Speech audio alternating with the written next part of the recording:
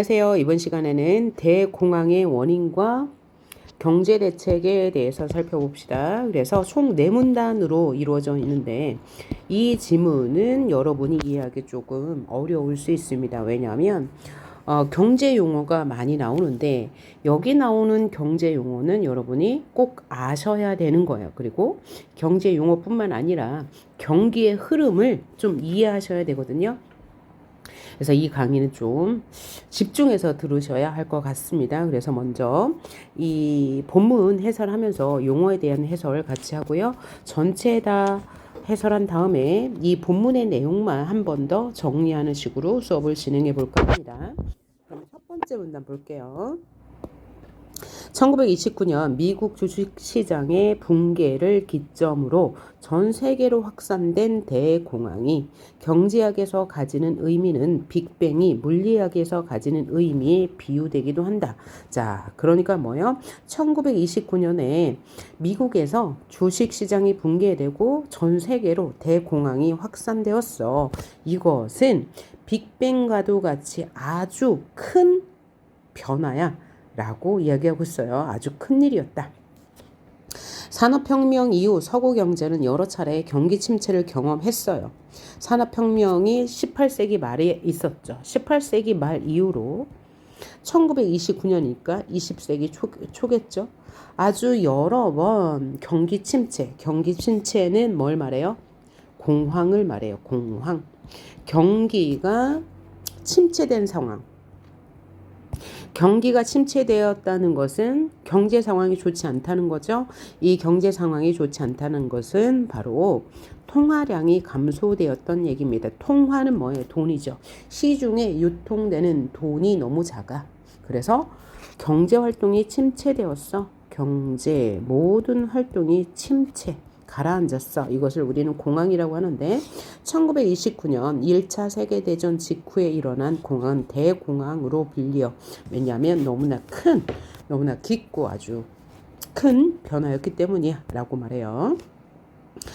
자, 여러 차례 그런데 18세기부터 경기 침체, 즉 공황이라는 것은 여러 번 있었는데 대공황은 아주 유례없는 사실이었어 라고 말해요. 대공황은 불황 정도가 유례없이 깊고 오랜 기간 지속되었다는 점에서 이전의 경기 침체와는 구별되기 때문에 물리학의 빅뱅에 비유되기도 한다라고 말했어요. 주식시장의 붕괴는 대공황 이전에도 여러 차례 관찰되었어. 주식시장의 붕괴는 경기 침체를 말하는 거죠. 같은 말이 되겠어요. 그런 현상이므로 그 자체가 대공황의 직접적인 원인은 아니라는 점과 대공황의 전개 및 회복 과정에 대해서는 대부분의 학자들이 동의하고 있다. 주식시장 붕괴가 되면 이게 공황의 전개 과정이 되는 거죠. 경기 침체의 전개 과정 중요해요. 자, 주식시장이 붕괴되면 은행이 파산하고 주식시장이 붕괴됐다는 것은 뭐예요? 주식의 거래가 없어졌다는 거죠. 그렇게 되면 은행이 파산한대요. 은행이 파산한다는 것은 뭐냐면 기업이나 어떤 투자자들이 은행에서 돈을 빌리지 않게 되는 거죠. 그러면 은행은 돈을 빌려주고 이자를 가지고 운행이 되기 때문에 은행이 파산할 수밖에 없는 구조고 그와 함께 더불어 디플레이션도 나타나요. 디플레이션은 물가가 하락한다는 겁니다. 시중에 돈이 없으면 물건을 사는 사람이 없다는 얘기죠. 그렇게 되면 물가가 하락한다는 거예요. 물가 하락은 경기 침체의 신호죠. 이로 인해서 보호무역주의가 대두한다. 그럼 보호무역주의는 뭐냐? 국가가 나라의 경제를 유지하는 정책 중에 보호무역이 있고 그 반대는 자유무역이 있습니다. 그럼 자유무역은 수입과 수출을 기업에 맡기는 거고 보호무역은 국가에서 수입을 제한하는 거예요. 그러면 국가에서 수입을 제한하면 당연히 국제교역은 감소하겠죠. 이런 과정이 연쇄로 일어난다. 그래서 이 과정을 이해하시는 게 중요해요. 맨 먼저 주식시장이 붕괴된다. 그러면 은행이 파산하고 디플레이션이 나타나고 보호무역주의가 대두된다.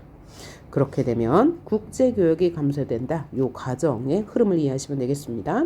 자, 요것이 2문단, 3문단에도 그대로 나타납니다. 이런 과정을 거치면서 통상적인 경기 침체가 대공황으로 확대되었다는 것이다. 자, 대공황의 원인과 관련해서도 제1차 세계대전 이후 경제구조의 불안전성과 경제정책의 실패가 대공황을 초래하였다는 것에는 어느 정도 합의가 이루어졌대요. 그러니까 대공황의 원인은 경제구조가 불안정하기 때문이야. 경제정책이 실패했기 때문이야. 라는 의견은 동의하나 이것에는 동의하지 않는데요. 불안정한 경제구조의 원인은 달리 본다. 두 가지로 본대요. 통화정책이 잘못되었기 때문이야. 지출을 잘못했기 때문이야. 그래서 통화가설, 지출가설로 본다라는 거죠. 자, 1문당 정리해보면 1929년 1차 세계대전 후에 대공황이 발생했는데 그 이유는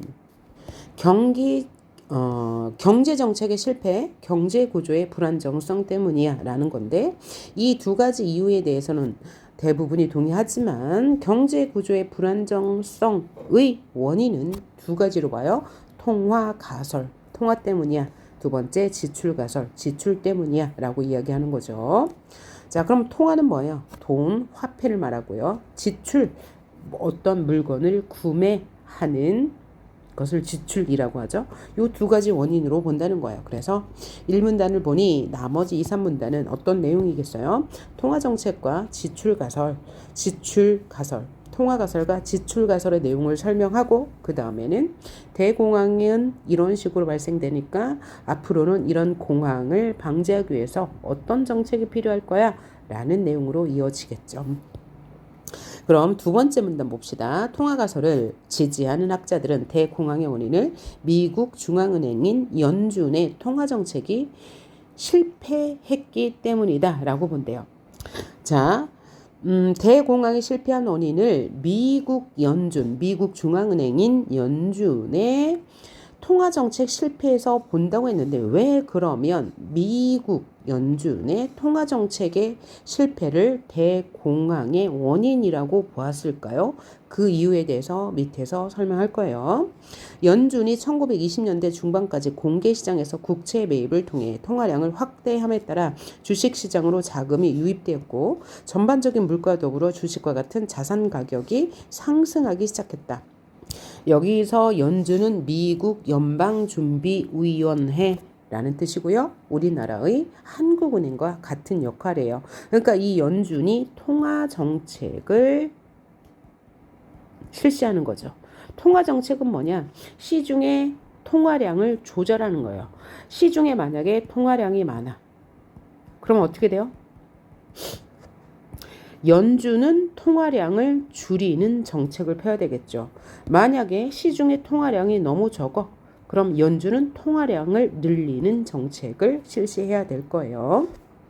그럼 어떻게 이 통화량을 조절하냐?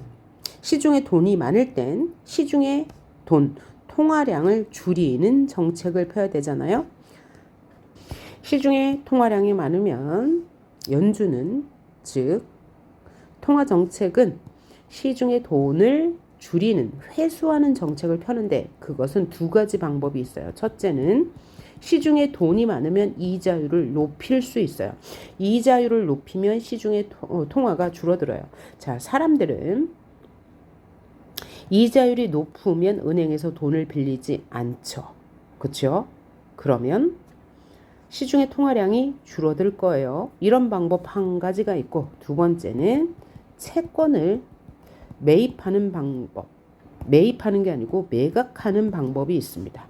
자, 그러면 채권은 무엇이냐? 국가가 발행하는 빚 증서예요. 그러니까 국가에서 시중의 통화량을 줄이고 싶어. 그러면 국가가 이 빚 증서인 채권을 기업에게 팔아요. 그럼 기업에게 팔면 이거는 빚 증서니까 기업이 사게 되는 거잖아.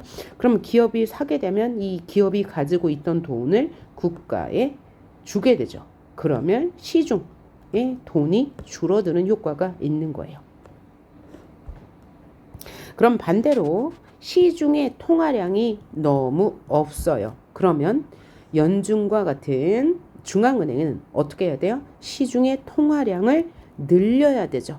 늘리려면 반대로 이자율을 낮추고요. 채권을 매입하면 되죠. 자, 그러면 채권을 매입한다는 것은 사들인다는 얘기예요. 누가요? 중앙은행이요.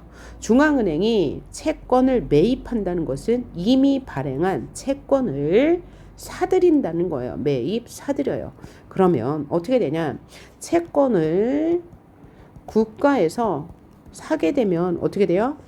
기업이 가지고 있던 채권을 가져온다는 얘기죠. 이 채권을 가져오려면 어떻게 돼요? 국가가 돈을 줘야 돼요. 그러니까 이 기업의 환경인 이 국가의 통화량이 어떻게 돼요? 많아지게 되는 거죠.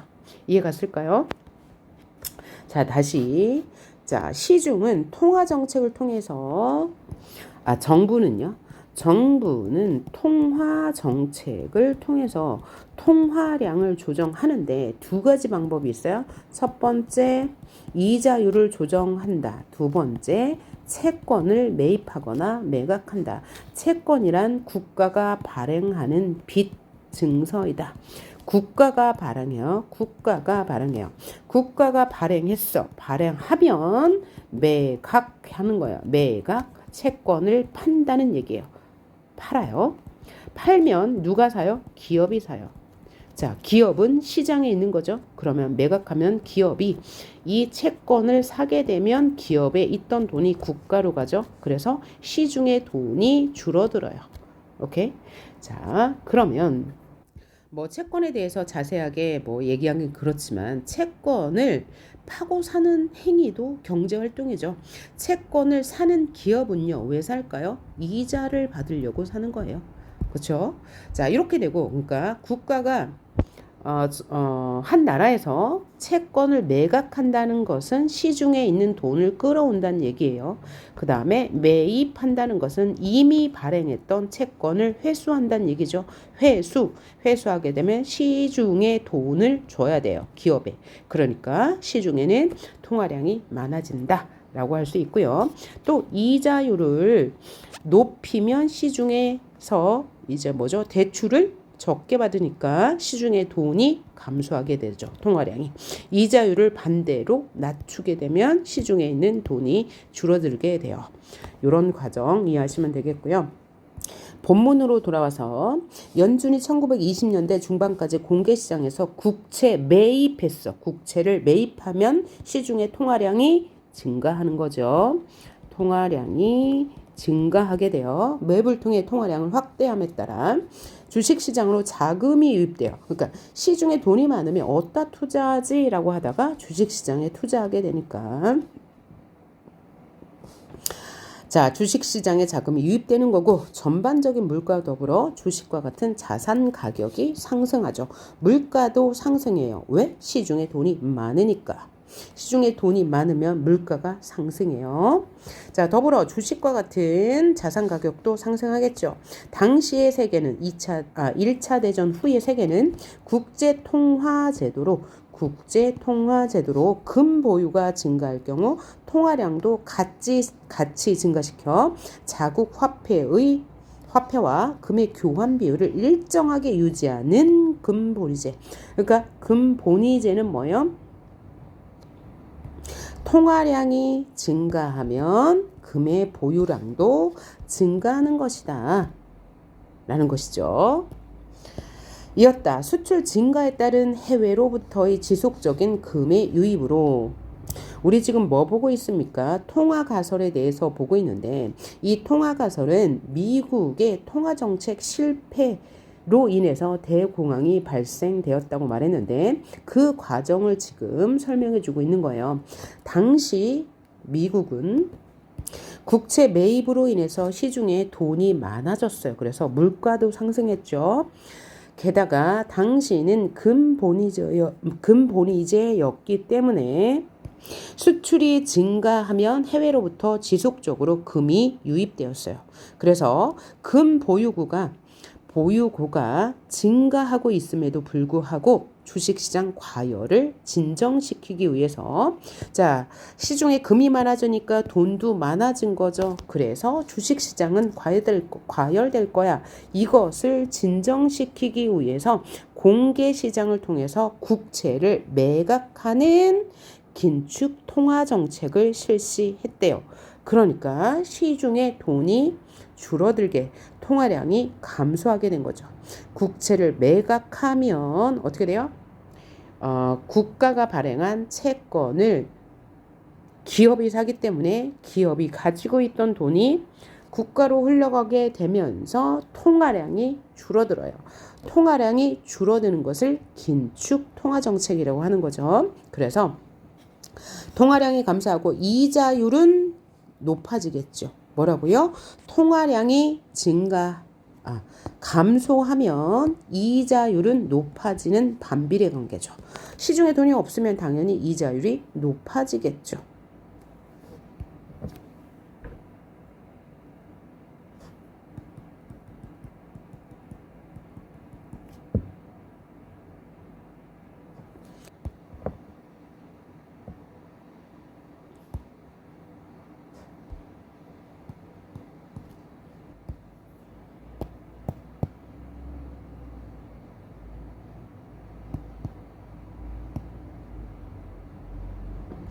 디플레이션.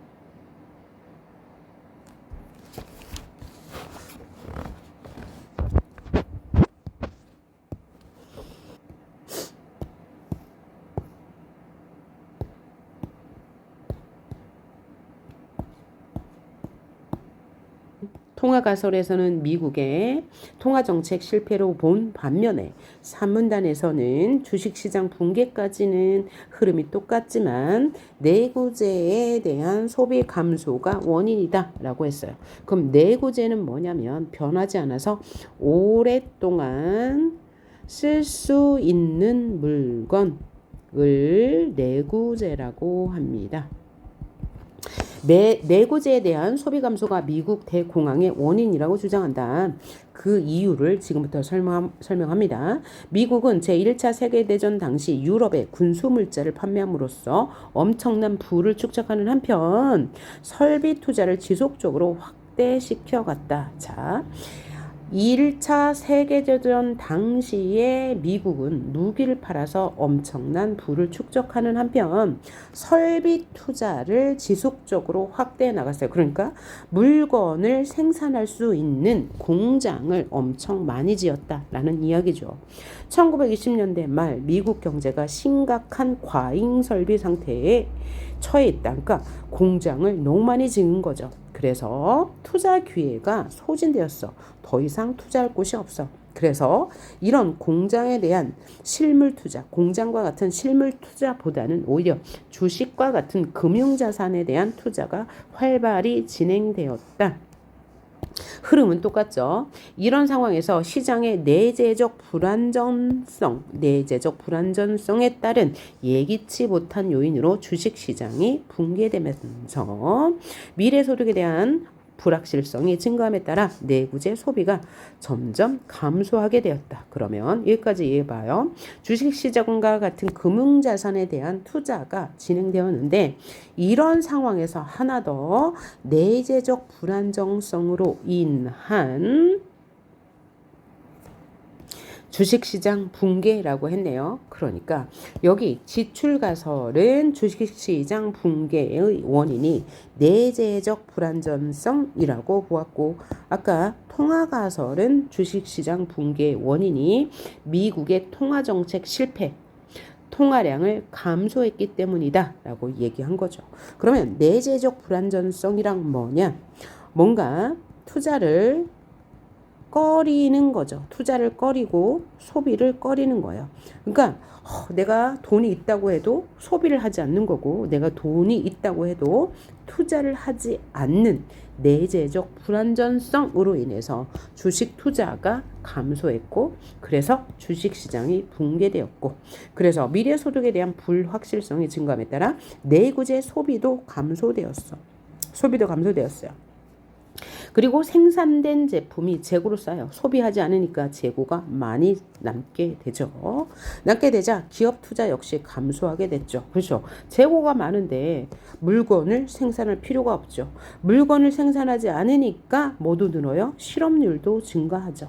실업자가 많이 생기게 돼요. 그래서 기업의 투자 감소는 생산에 필요한 노동자에 대한 수요 감소, 즉 실업률 증가에 따른 실업률 증가를 야기해 노동자들의 소득이 줄었어요. 그러니까 소비는 더 줄게 되죠. 소비에 대한 구매력이 감소했다. 다시 말하면 소비가 줄었다. 그래서 민간의 소비 수요 감소, 구매력 감소, 소비 감소 같은 말로 이어졌다. 소비 수요 감소는 디플레이션과 더불어 디플레이션 물가 하락, 기업 파산을 유발하고 같은 메커니즘이죠. 주식시장이 붕괴되면 기업이 파산하고 은행이 파산하고 그로 인해 디플레이션도 나타나고, 이는 가계 및 기업 대출의 부실로, 뭐죠? 대출을 받고 갚질 못해. 은행들의 대출 원리금 회수가 어려워지고, 이는 연쇄적인 은행 파산으로 이어지면서 결국 대공황이 발생하였다고 보는 것이다. 이 가설에서는 미국에서 발생한 대공황이 전 세계로 확산된 원인으로, 자, 여기까지는 뭐에 대한 거였어요? 대공황의 원인은 지출가설 때문이야. 이 지출가설은 뭐지?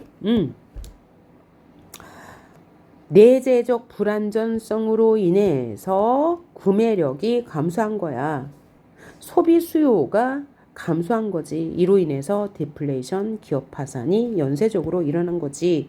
그 이유와 더불어 하나 더, 이런 미국의 공황이 전 세계로 확산된 원인이 하나 더 있어 라고 말하는 거예요. 그것은 바로 뭐냐? 바로 금본위제 때문이야 라고 했어요. 아까 금본위제가 뭐라고 그랬어요? 자국의 화폐 비율을 금의 비율과 등가 관계로 만드는 것이었죠. 자, 그럼 왜 금본위제가 원인이 되었는지 그 과정을 살펴봅시다. 미국에서 발생한 대공황이 전 세계로 확산된 원인으로 당시의 미국 국제통화제도였던 금본위제를 들고 있다. 대공황 발생 이후에 미국은 보호무역을 통해 해외로부터 수입을 줄였어. 보호무역이 뭐야? 수입을 제한하는 거죠. 외국에 빌려준 돈을 금으로 환수했어. 다시 가져왔어. 그러니까 미국을 제외한 다른 나라는 통화량이 엄청 많이 줄었겠네요. 그래서 다른 나라들이 금을 보유하고 있는 보유고는 줄어들 수밖에 없었죠. 그래서 금본위제 하에서는 금과의 교환성을 유지하기 위해 이들 국가들은 줄어든 금 보유만큼 자국의 통화량을 줄이게 되었죠. 그래서 이것이 결국 국내의 디플레이션과 경기 침체로 이어지면서 미국의 대공황이 전 세계로 전파되었다고 설명한다. 이들은 지출 가설을 주장하는 사람들은 대공황의 원인이 결국 민간 소비 수요의 감소에 따른 것이므로, 민간 소비 수요의 감소 맞죠? 정부가 적자 재정을 통해 민간 수요를 진작하고 민간 수요를 늘리고 인플레이션을 유발하는 팽창적인 재정 정책을 실시하였다면 디플레이션의 반대가 인플레이션이죠. 그럼 인플레이션은 뭐예요? 물가 상승이죠. 디플레이션이 물가 하락이니까 물가 상승을 유발하는 팽창 정책, 그러니까 시중의 돈을 늘리는 정책을 실시하였다면 대공황을 극복할 수 있었을 것이라고 주장한다. 이와 더불어 각국 통화 당국의 재량적이고 신축적인 통화량 조절을 위해서는 국제통화제도의 개편이 필요함을 역설하였다. 강조하였다. 이 당시에 국제통화제도는 뭐였어요? 금본위제였는데 이 금본위제가 이런 문제를 야기하네. 그러니까 금본위제 바꿔야 돼 라고 했다는 거죠.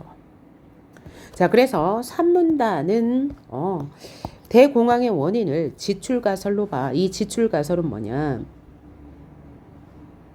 소비 수요가 감소하는 거야. 즉 소비가 줄어든 거야. 미국에서 소비 구매력이 줄어든 원인은 내구재에 대한 소비 감소가 원인인데 왜냐하면 내재적 불안전성 때문이야 라고 이야기하면서 또 하나는 미국에서 발생한 대공황이 전 세계적으로 확산된 이유는 금본위제라는 통화정책 때문이야. 왜냐하면 이 금본위제는 자국의 통화량과 금의 비율을 똑같이 조정하는 건데 이 금을 가장 많이 보유하고 있던 당시 미국이 다른 나라에서 보유하고 있는 금을 환수했기 때문이야. 어떤 식으로 환수했냐? 수입을 막고 미국이 외국에 빌려주었던 돈을 환수하는 과정에서 다른 나라에서는 통화량이 급속하게 줄어들어서 이것이 대공황으로 전 세계 대공황으로 번지게 되었다라고 말하고 있어요. 자, 그러면 사문단. 아직까지도 대공황의 원인에 대해 상이한 가설이 대립하는 이유는 뭐가 더 맞는지는 모르겠다는 얘기죠. 그 이유는 바로 여전히 그 원인이 명확히 규명되지 않았기 때문이야. 규명되다, 밝혀지지 않았기 때문이다 라고 말하네요. 대공황의 원인과는 별개로 대공황이 남긴 유산은 명확해. 대공황이 남긴 유산 비유법이네요. 어떤 교훈을 남겼어. 그 교훈은 뭐냐?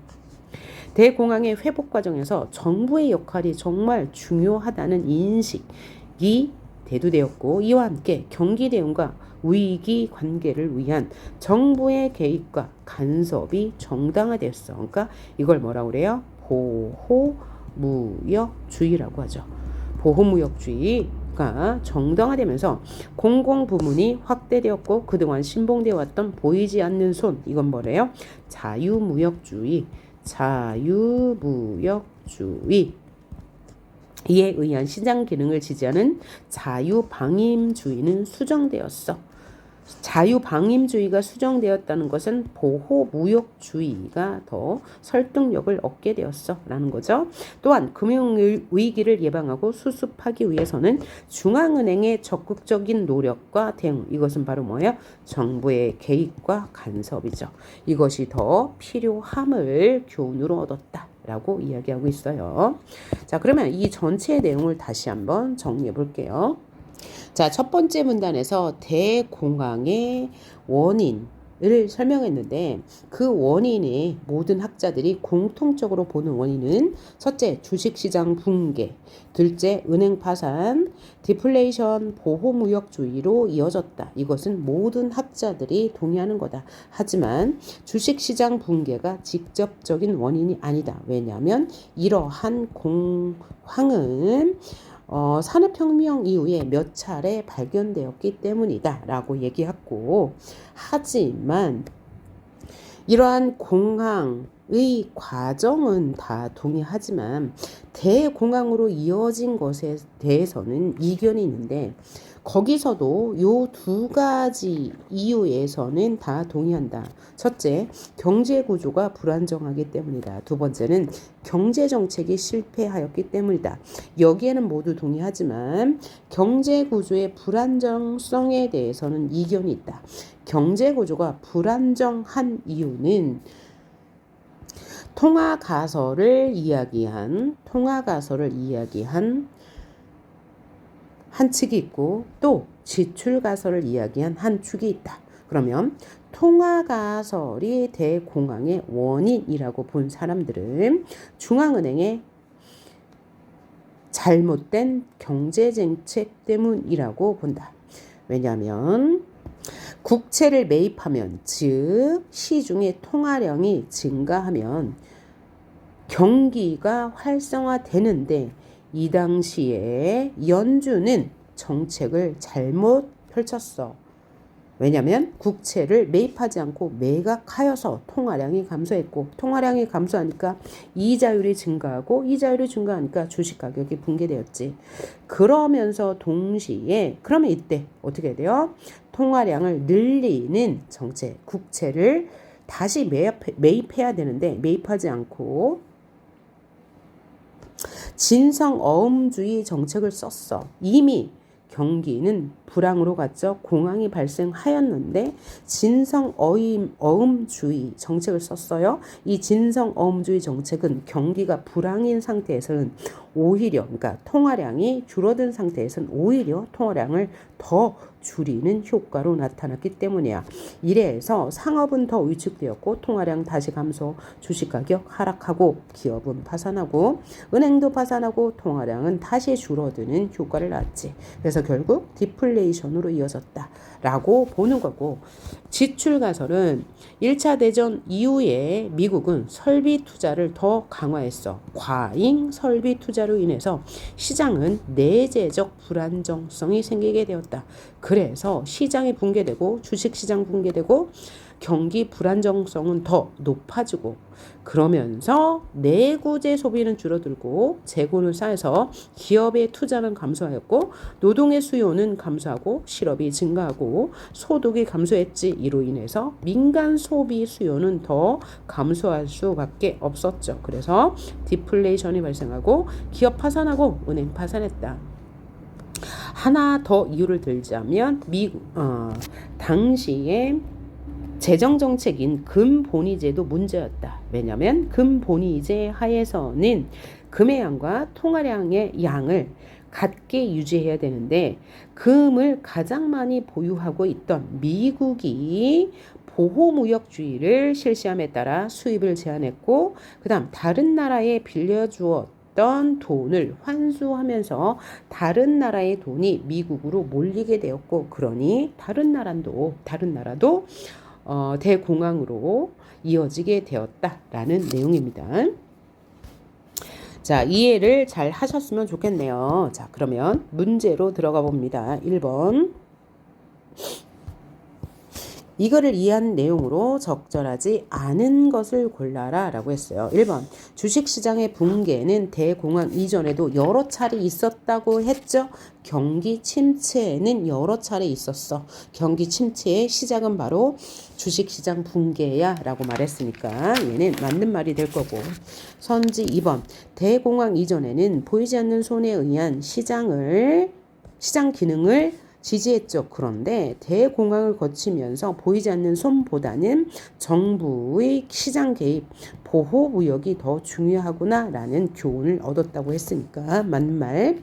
3번. 대공황 이후 경기 대응과 위기 관리에 대한 정부의 역할이 축소된 게 아니라 증가되었죠. 그래서 보호무역주의, 정부의 개입이 더 필요하다는 뼈저린 교훈을 얻었다고 했으니까요. 얘는 틀린 말. 4번. 지출가설은 금본위제로 인해 미국의 대공황이 전 세계로 확산되었다고 본다 얘기했고요. 그 다음 5번. 통화가설은 미국 중앙은행의 통화량 정책 실패가 대공황을 야기했다고 본다. 맞는 말이네요. 문제 2번을 풀어보십니다. 문제 2번. 자, 윗글을 바탕으로 보기를 이해한 내용으로 적절하지 않은 것은 여기에도 이제 수많은 경제 개념들이 나옵니다. 자, 읽으면서 이해를 한번 해보도록 합시다. 보자. 경제학자 A는 통화량이 감소하게 되면 통화량이 감소하면 어떻게 돼요? 이자율은 상승하죠. 그죠? 통화량 감소하면 이자율 상승하는 건 반비례 관계 당연한 거예요. 시중에 통화량이 주니까 이자가 많아져요. 왜? 돈을 빌리고 싶은 사람이 올라가요. 이 돈을 빌리고 싶은 사람이 많아지니까 수요가 증가하면 가격은 오를 수밖에 없잖아요. 그럴 것인데 경제학자 A는 그렇지 않았다는 거죠. 대공황 당시에 자료에서는 이자율 상승이 관찰되지 않았어. 그래서 통화 가설을 부정하는 견해를 제시했어.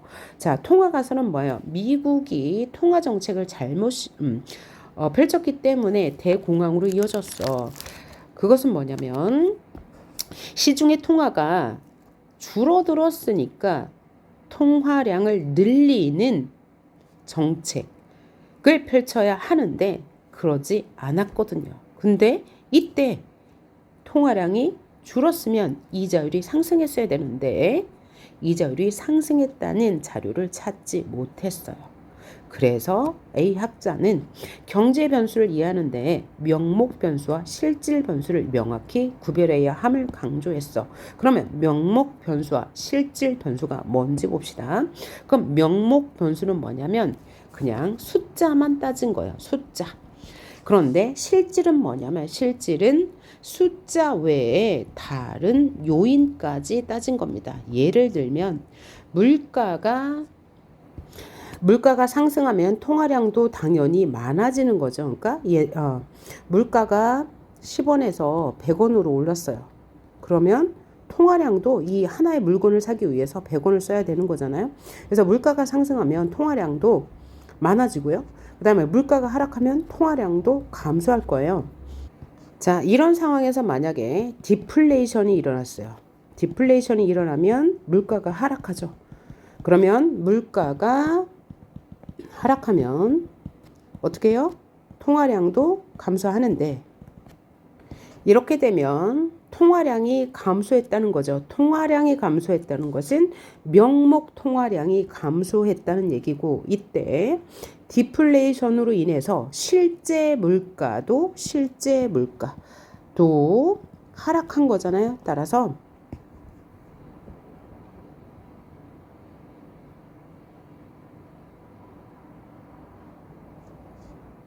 자, 이런 상황에서 디플레이션이 발생했어요. 디플레이션, 물가가 하락했어요. 그럼 물가가 하락하면 당연히 통화량도 하락했겠죠. 이때 통화량, 그러니까 디플레이션이 발생하기 전에 통화량과 디플레이션이 발생한 이후에 통화량은 당연히 변화가 있을 거예요. 그런데 실제 물가도 하락했기 때문에 실질 통화량은 바뀌지 않았다는 거죠. 자, 다시 예를 들어보면 나에게 지금 1,000만 원이 있어요. 이 1,000만 원으로 집을 10채 살 수 있어요. 그런데 디플레이션으로 인해서 물가가 하락했어요. 그래서 내 돈은 1,000만 원의 반, 500만 원으로 줄었어요. 500만 원으로 줄면 역시 실제 물가도 하락했기 때문에 집을 10채를 살 수 있다는 거죠. 그래서 명목적으로 명목 화폐량은 줄었으나 실질 구매력은 여전하다. 명목 화폐량, 숫자를 나타내는 양은 줄었죠. 그죠? 배가 줄었는데 실질적인 구매력은 여전하다는 거예요. 이런 이유로 인해서 경제학자 A는 통화 가설을 부정한다는 거죠. 자, 지문 읽어봐요. 그는 화폐 단위로 표시된 명목 통화량, 그냥 그 숫자를 말하는 거예요. 그냥 단순한 숫자가 감소한 것은 분명해요. 명목 통화량 감소했죠. 1배로 감소했어요. 그런데 디플레이션으로 인해 물가 하락으로 인해 실제 물가 역시 하락하고 있어서 명목 통화량을 실제 물가로 나눈 화폐 구매력, 그러니까 구매할 수 있는 힘인 실질 통화량은 변동이 없다는 거예요. 그래서 이 화폐 구매력, 즉 실질 통화량은 어떻게 구한대요? 명목 통화량을 실제 물가로 나눈 것. 명목 통화량을 실제 물가로 나눈 것. 그러니까 명목 통화량은 분자가 되고 실제 물가량은 분모가 되는 거죠. 이렇게 되면 변함이 없다는 거예요. 이에 따라 실질 이자율 역시 상승하지 않았다는 이론을 경제학자 A는 이야기했다는 거죠. 자, 이에 따라 실질 이자율 역시 상승하지 않았다는 것이다. 그러나 여기서 계산된 실질 이자율은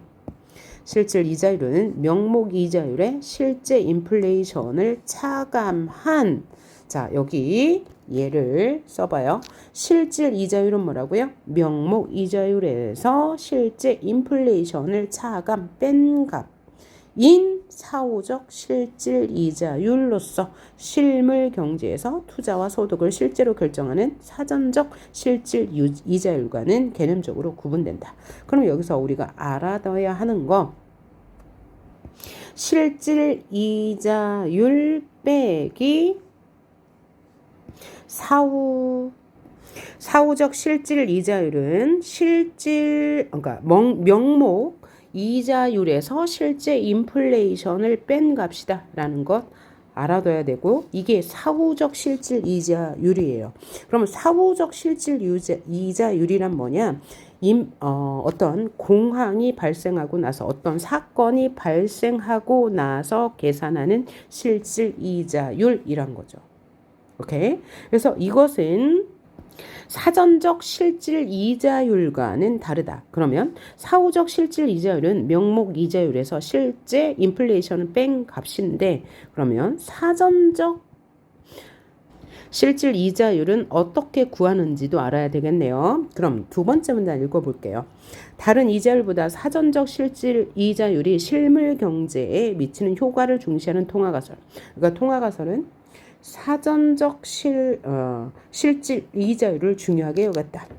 그것에 따르면 통화량의 감소에도 불구하고 명목 이자율이 상승하지 않더라도, 통화량이 감소했는데 명목 이자율이 상승하지 않았어. 그렇더라도 사전적 실질 이자율의 인상으로, 사전적 실질 이자율은 뭐예요? 사람들이 생각하는 실질 이자율은 올랐다고 생각하는 거예요. 이로 인해서 경기 침체가 발생할 수 있대요. 따라서 명목 이자율은 사전적 실질 이자율의 미래에 예상되는 기대 인플레이션을 더한 것이다 라고 했어요. 그래서 명목 이자율은 사전적 실질 이자율에 기대 인플레이션을 더한 것이다. 그러면 사전적 실질 이자율은 어떻게 나오는 거죠? 명목 이자율에서 기대 인플레이션을 뺀 것이다 라고 생각할 수 있겠죠. 명목 이자율에서 기대 인플레이션을 뺀 값이다. 이것을 정리해 두지 않으면 문제 풀기가 좀 어렵습니다. 자, 그러므로 통화량 감소로 물가 하락이 예상된다. 기대 인플레이션으로 기대 인플레이션율이 음수인 상황, 기대 인플레이션율이 아주 낮은 상황, 그러니까 기대 인플레이션율은 뭐인 상황이죠? 기대 인플레이션율이 낮은 상황은 디플레이션 예상이 강한 상황이 되겠죠. 즉 디플레이션이 예상되는 경우에는 사전적 실질 이자율은 명목 이자율을 상회한다. 그러니까 미리 생각하는 실질 이자율은 더 높다라는 거예요. 자, 통화 가설에서는 디플레이션이 예상될 때 실질 이자율은 명목 이자율보다 훨씬 높게 예상한다. 이것이 이 문단의 포인트죠. 사전적 실질 이자율의 상승은 투자를 줄여 생산 및 소득의 감소를 가져오죠. 그 결과 경기 침체에 초래하죠. 따라서 통화가설의 성립 여부를 확인하기 위해서는 실질 통화량이 아니라 기대 인플레이션율의 측정을 통해서 사전적 실질 이자율의 움직임을 살펴봐야 한다고 생각한 게 통화가설의 입장이고, A 학자는 미국의 대공황의 원인이 통화 정책을 잘못했기 때문이다 라는 가설을 부정합니다. 왜냐하면 실제로 대공황 당시에 미국의 이자율은 상승하지 않았고 실질 통화량도 감소하지 않았기 때문이다 라고 이야기했어요. 자, 그럼 이를 바탕으로 적절하지 않은 것을 한번 골라봅시다. 자, 1번 경제학자 A에 따르면 대공황 때 화폐의 구매력은 감소하지 않았겠군. 맞죠? 화폐 구매력이 같다고 이야기했어요. 왜? 실질적인 이자율은 변하지 않았다고 했어요. 그 다음 통화가설에 따르면 이 문단이죠. 기대 인플레이션이 증가할수록, 즉 디플레이션 예상이 클수록, 이 아니고 기대 인플레이션이 크다는 것은 디플레이션 예상이 적다는 거죠. 그러니까 이후의 경기에 대해서 낙관한다는 거예요. 그러면 생산 및 소득이 감소하는 게 아니고 증가하겠죠. 그렇죠? 디플레이션 예상이 적으면 경기는 좋아질 거야 라고 하면 소비도 많아질 거고 생산도 많아질 것이다. 그래서 얘는 틀린 말이 되겠고요. 실제 물가가 변하지 않으면서 명목 통화량이 증가하면 실질 통화량 또한 증가한다. 아까 뭐라고 그랬어요? 실제 물가가 변하지 않으면서 명목 통화량이 증가하면 실질 통화량도 증가했죠. 그렇죠? 맞고요.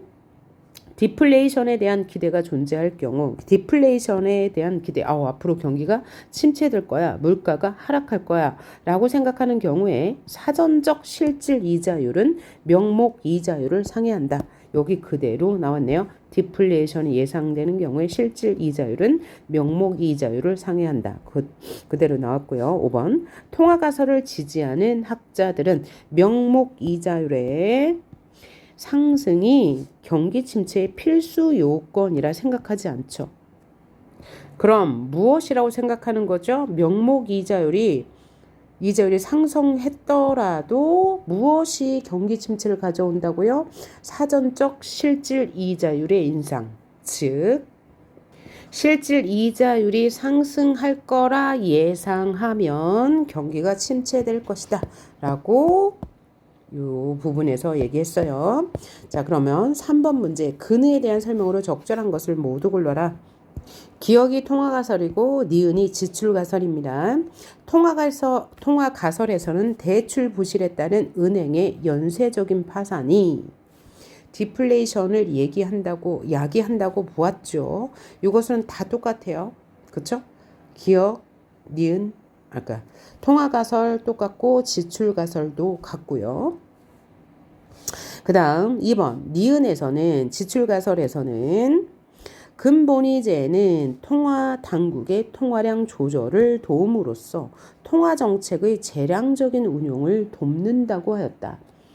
자, 그게 아니고 근본이제 하에서 통화당국의 통화량 조절을 도왔죠.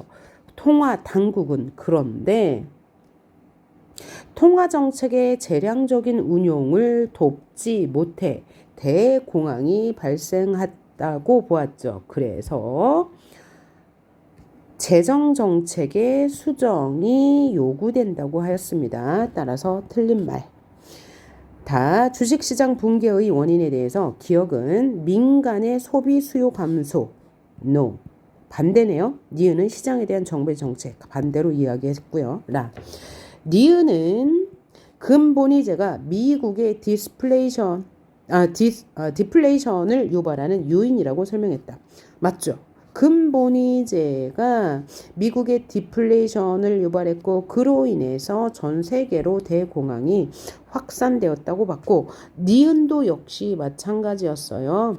미국이 통화정책을 잘못 편 것도 맞지만 자, 근본위제를 실시함으로 인해서 외국으로부터 금이 끊임없이 유입되는데도 불구하고 통화정책을 긴축했어요. 왜? 그 주식 과열을 막기 위해서. 그래서 잘못된 통화 정책을 폈다라고 말했죠. 그래서 얘는 맞는 말. 그 다음 4번을 봅시다. 윗글을 읽고 대답할 수 있는 질문으로 적절하지 않은 것은 그러니까 위 질문에서 말하지 않은 것을 골라라 라는 얘기네요. 1번 대공황 이후 정부의 역할에 대한 인식이 어떻게 바뀌었어요?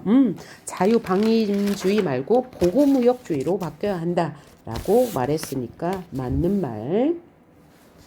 대공황은 이전의 경기 침체와 비교해서 어떤 공통점을 가져요? 그 메커니즘은 똑같죠. 주식시장 붕괴, 그 다음에 은행 파산, 그 다음에 디플레이션 이런 식으로 이어진다. 요것까지는 다 동의했어요. 그러니까 이것은 여기까지의 이런 과정은 그 이전에 공황 때도 비슷하게 일어났다라고 이야기했어요. 그러니까 맞는 말. 3번 지출가설에서는 어떤 통화정책이 대공황을 확산시켰다고 보는가? 뭐죠? 근본위제라고 얘기했고요. 4번 지출가설에서는 연준의 국채 매입에 대해 무엇이라고 비판하였나? 국채를 매입했나요? 매입했죠. 그런데 누가 말한 거죠? 맨 처음에는 매입했어요. 어디에서? 통화가설에서. 처음에는 매입을 하다가 주식시장이 과열될 거야. 그래서 뭐였어요? 매각으로 바꿨죠. 누가 한 얘기예요? 통화가설에서 한 얘기므로 틀린 말. 5번 통화가설은 민간시장에 보이지 않는 손을 어떻게 통제해야 한다고 보는가? 통화가설은 민간시장에 보이지 않는 손을 어떻게 통제해야 한다고 봐요? 정부가 개입해야 한다고 봤죠. 다시 말해서 보호무역주의와 같은 정부의 통제와 개입이 필요하다라고 말했죠. 그 다음 5번 사전적 의미로 맞지 않는 것을 골라라. 1번 볼게요. 경기 침체, 경기가 가라앉는다. 경제 상황이 좋지 않다는 얘기죠. 경기. 근데 여기는 기분 따위가 가라앉는다는 앞에 있는 명사의 성격이 다르기 때문에 틀린 말이에요. 자, 기분과 이 경제 상황은 완전히 다르죠. 2번 B가 뭐냐면 국채를 매입한다. 사들인다는 얘기니까 맞는 말. 그 다음에 3번은 심각한 과잉 상태. 과잉은 뭐야? 넘쳐난다는 얘기죠. 심각하게 넘쳐난다. C. 예정하거나 필요한 수령보다 많다. 맞고요. 금으로 환수한다. 거두어들인다. 맞는 얘기고요. 이 원인이 규명되지 않았다. 밝혀지지 않았다. 자세히 따져서 바로 밝힘, 규명에만 밑줄이 그어졌으니까 맞는 말이 되겠습니다.